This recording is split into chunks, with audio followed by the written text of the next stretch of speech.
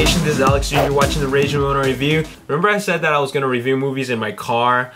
Well, I'm not going to do that just because I read some comments and I was really touched by some people's concern about safety. So that actually really touched me, so I'm not going to do that. The reason why I said I was going to do that was because I didn't want to forget anything about the movie. Like, reviewing it right away has the movie still fresh in my mind, so that's why I suggested doing that. But you know what, that really moved me, so I'm gonna review it the same way I'm doing it before and right now. And today's review that I have for you is for Haywire.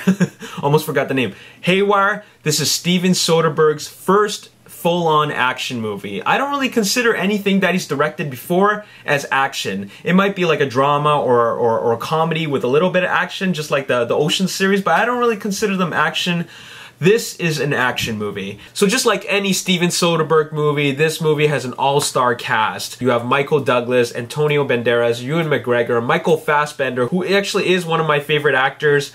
You have Channing Tatum, Michael Aragorno, I think that's his name, Bill Paxton. But you know what? None of that is significant just because Gina Carano steals the show in this movie. Now, her character is not anything that we've never seen before. We've seen the femme fatale character before, who knows how to kick ass and all that, but it's just that she plays this role so well. And the story is nothing new, so I'm not even going to get into the story. The story we've seen before a million times, and that is special ops agent goes out and does a job. It goes the wrong way. It was actually a contract hit on herself or something like that, and then now everybody's against her. She's still alive, and then she goes against the people who trained her. So we've seen this story a million times, but the reason why it's so fun to watch is just because of her character. And I'm really glad that they casted her because she does show off her skills in some of the fights that are in this movie. They're pretty, they're pretty cool. It's not like anything I've seen before. The first time I've seen fights like that was in, I guess the Bourne Identity movies. The fights in Bourne Ultimatum were really cool to watch, but they were shot and edited really quickly. So you really have to watch.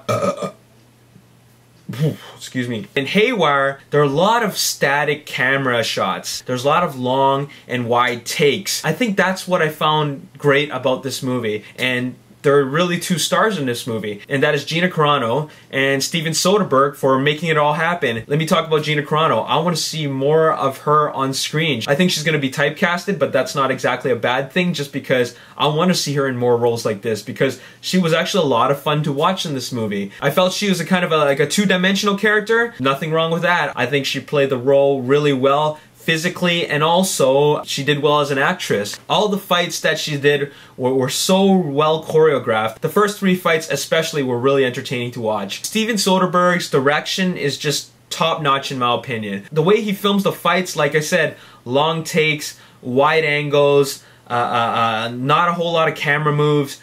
I think it looks great. He doesn't need to do the choppy editing to hide her skills. Her skills are all there, so you can see the fights clearly, and they're so creative. Another thing is that the style of the movie is just really different. I watched Contagion last year, and you can tell that this is a Steven Soderbergh movie just from the way it was shot. It's a very serious in tone. In fact, speaking of the tone of the movie, it's a very serious movie. It's very realistic. It's not like other femme fatale spy movies. Like, for example, the first one that comes to my head is The Long Kiss Goodnight. It's nothing like that. It's not like any of the movie in the Bourne series, just because there's no big car chases, there's no explosions, there's no big scenes of like acrobatics or things like that. In my opinion, I didn't feel any of it was over the top in any way. For a first-time action movie for Steven Soderbergh, I think he did an excellent job. From the cinematography to even the music he chooses, and when he chooses not to use music. Steven Soderbergh is able to make scenes where nothing is going on seem interesting. For example, there was this chase scene where Gina Carano is being chased by bad guys, but half of this chase scene consisted of walking. And those scenes of walking were more intense than the actual those scenes. Steven Soderbergh's able to make a scene of her walking seem intense. Like, how do you make a scene of just like walking feel exciting? I was on the edge of my seat because I felt like I was in her shoes, just looking behind my back, seeing if there are any bad guys behind me.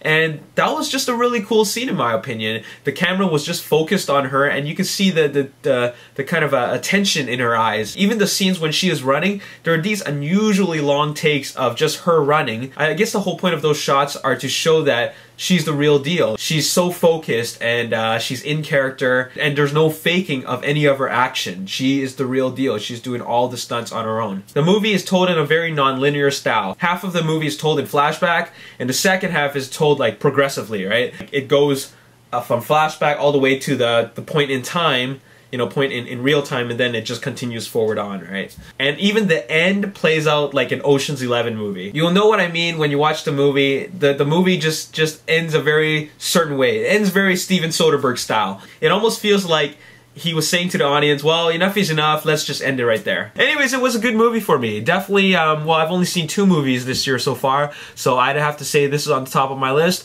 I give it an 8 out of 10. I'm definitely going to buy this movie on Blu-ray. Steven Soderbergh, I always felt was a good storyteller, except for when he directed Ocean's 12.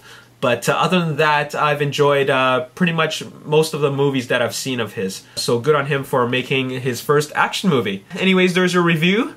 What do you think of the movie? Let me know in the comment section below. My name is Alex Yoon. Thanks for watching the Ragin Ronin review. Peace. Go through the entire list, see if there's anything that you like. Leave it on the comment section below what you'd like me to review, and get it thumbs up. If there's enough thumbs up and get it top commented, I'm gonna review that movie in the next episode, alright? So that's all you gotta do.